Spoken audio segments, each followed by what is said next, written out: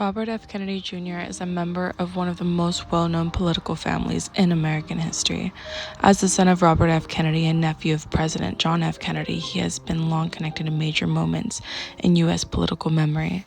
In recent years, RFK Jr. has become a controversial public figure, especially due to his claims about vaccines, public health institutions, and government agencies. This has led to a wave of conspiracy theories both about him and promoted by him, including claims about vaccine safety, government cover-ups, and public health corruption. Some supporters view him as a truth teller, challenging powerful institutions. Critics argue that his statements contribute to misinformation and reinforce modern conspiracy thinking. This documentary explores RFK-related conspiracy theories, how they spread, and why they resonate with certain groups in today's political and cultural environment.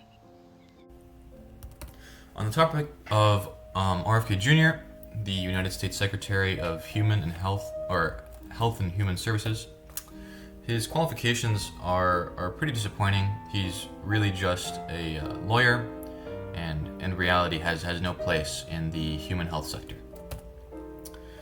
The reason for why he is so dangerous is because he spreads blatant disinformation to the American public, right, which can be very confusing for people.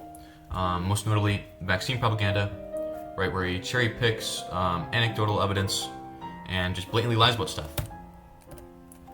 In terms of vaccines causing autism, which is something that RFK does state quite often, it's primarily based off of one paper from decades ago by this guy here, Andrew Wakefield, who was a gastroenterologist who was paid to perform a fake study to demonstrate a link between vaccines and autism. Right.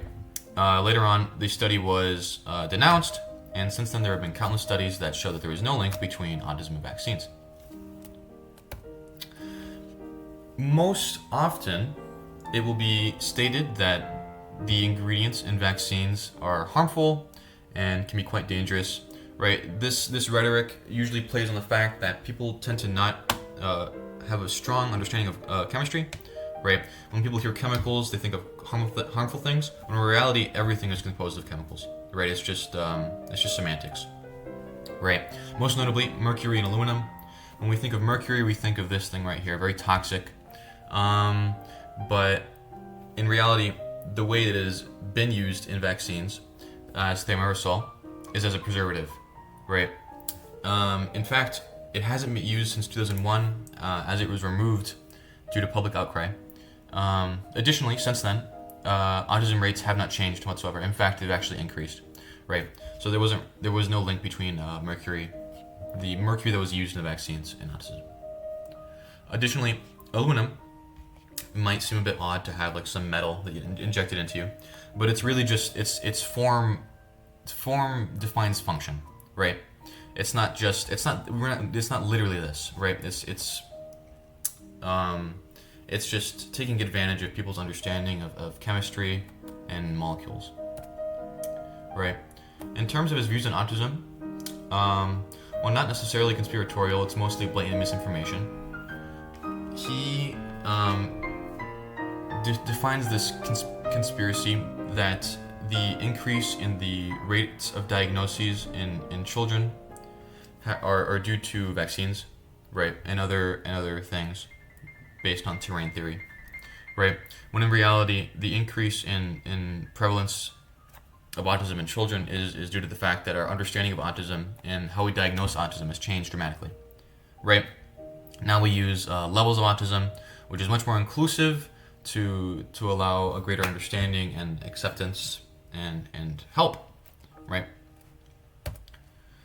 He also touts a lot of blatant disinformation about health, right? Notably disinformation, not misinformation, as it is intentional falsehoods used to mislead people, right?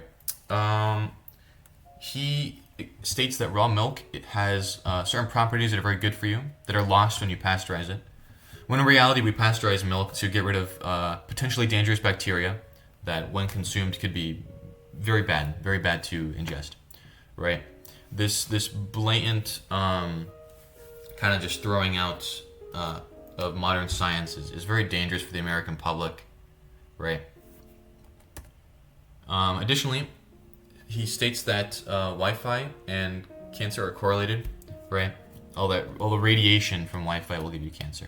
When in reality, this takes advantage of people's understanding of radiation, right? There is non-ionizing and ionizing radiation, like radio and Wi-Fi, which is literally everywhere, is non-ionizing, which means it's not necessarily harmful. It's not harmful in any amount. Oops. So it takes advantage of people's misunderstanding of radiation or chemistry. Right. In reality, there is no link. Additionally, the link between fluoride and IQ levels in children. He states that the fluoride that we add to water has made our children dumber. Right. In reality, we have added fluoride to water to strengthen the teeth and provide cavity resistance. Right. It's a common ingredient in toothpaste and helps to keep our teeth cavity free. Right. This plays on the fact that in some ways that fluoride can be assembled, it can be a neurotoxin. But the levels that we have in our water and the type of fluoride that is in our water, it's not. There is no correlation according to the CDC. Additionally, his blatant rejection of modern germ theory, the idea that when we cough or sneeze, that's how we spread disease, right, through the germs that we can't necessarily see. Right. It's kind of started as miasma, right, bad air.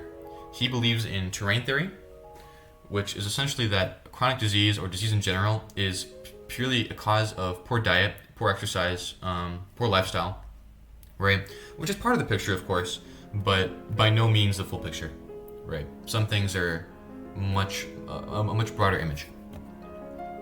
In terms of the future of science in America, it's undoubtedly great, right? In terms of federally funded research, RFK Jr. has started to not allow researchers to publish in journals if their research doesn't align with what he believes or the agenda that he is pushing, right?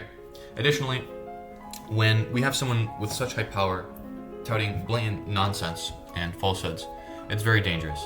Right, the layman doesn't necessarily know to look for these things, because it takes advantage of the fact that we might not know this. Right, one might not know ionizing versus non-ionizing radiation, or that fluoride is quite harmless. Right, it takes advantage of people's misunderstandings. In terms of our works cited, I would like to point out Professor Dave Explains.